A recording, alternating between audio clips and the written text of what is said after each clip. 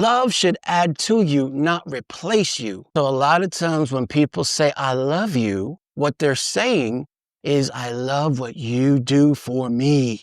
And I know that's hard to hear, but check that love language, because love is sacrificial. Love means I'm going to put you before myself. So keep that in mind. Love should add to you and not replace you. When young people fall in love, it's easy to make that person the center of their world, changing goals, values, even faith, just to please them. You have this favorite dress and this favorite style that you like to wear, and all of a sudden you got a boyfriend. You say, he's just a friend. He's like, I like you, man. I think you're cute. I think you're fine. I think you're fire.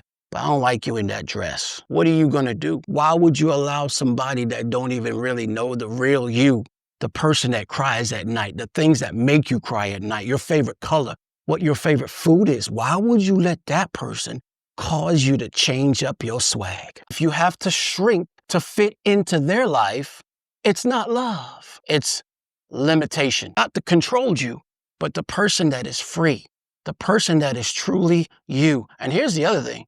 If you want to pretend to be something you're not, that's going to wear you out, because you got to be that the rest of your life. So what kind of relationship or imprisonment really would you want to get into that would cause you to have to feel like you got to do things a certain way the rest of your life?